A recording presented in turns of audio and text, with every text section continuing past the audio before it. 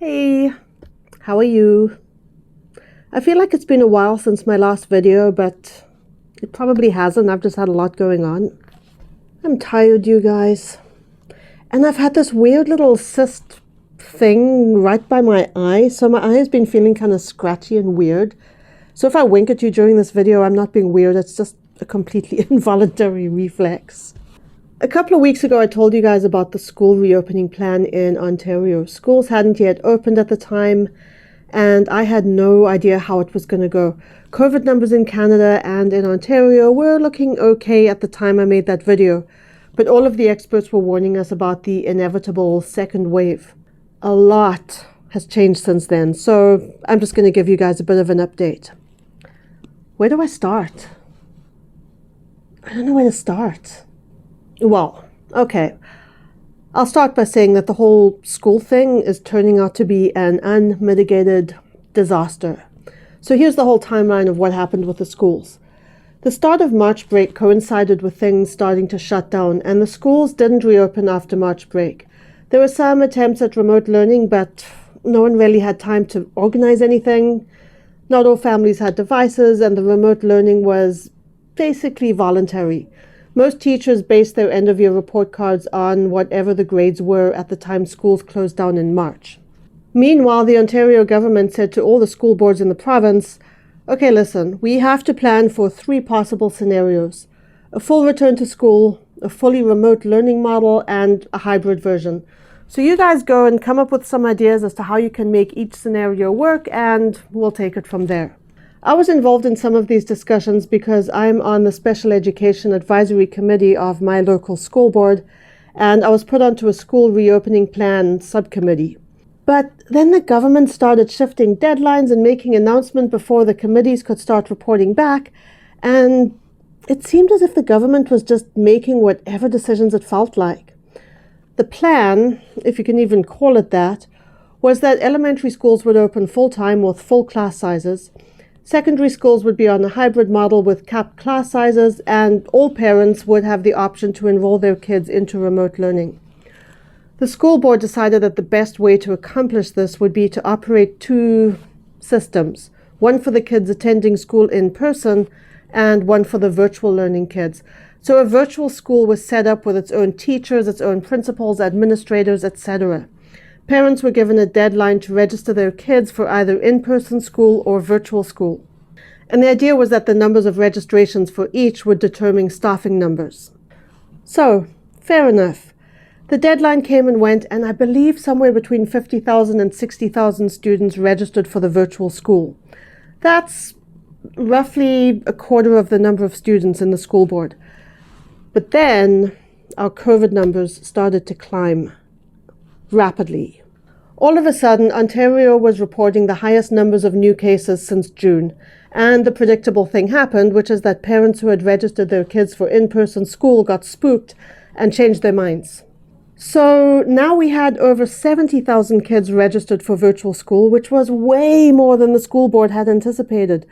The start of virtual school had to be delayed because the school board had to find teachers. So at this point, we had some kids going to school in person and the rest sitting at home waiting. So eventually virtual school started, kind of.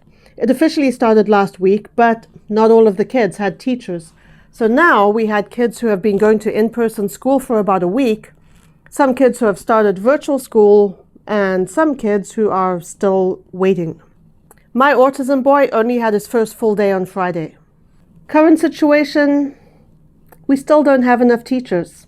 Some kids are still waiting. We are approaching the first of several dates on which we're allowed to switch between in-person and virtual, and some kids haven't even started yet. Meanwhile, several COVID cases have been reported in the in-person schools, and we just had our first COVID-related school closure. I'm going to go out on a limb and say that this is not going well. It's not going well for schools, and it's not going well generally. Some downtown businesses have been forced to close because they weren't observing COVID precautions, and the government is starting to tighten restrictions because they kind of have to.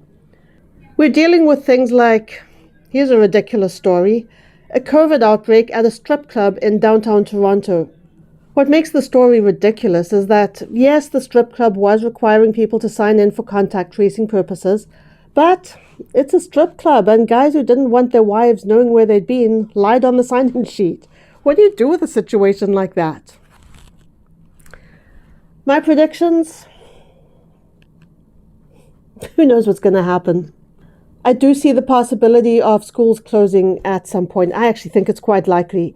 I mean, the COVID situation is way worse now than it was when schools initially closed back in March.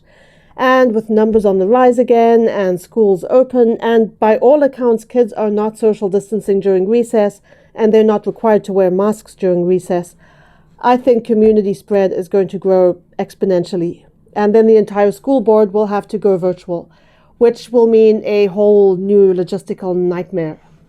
I don't know what's going to happen. I have a feeling the roller coaster that is 2020 may actually continue some way into 2021. My appeal to all of you is to just do your part, you know? Maintain distancing when you're around other people. Wear those masks. If YouTube hadn't taken down my video about why everyone should wear masks, I would share it, but I can't. Or can I? I think I loaded the video on Dailymotion. I'm pretty sure I did. If I did, I'll link it below. And yes, I'm still bitter at YouTube, but that's another issue. Do your part, people. If we all work together, we have the power to beat this virus. We really do have the power to change the world. And on that note, thank you so much for watching. Thank you for listening to me vent my frustration. I hope I've explained all of this in a coherent way. It's all so jumbled.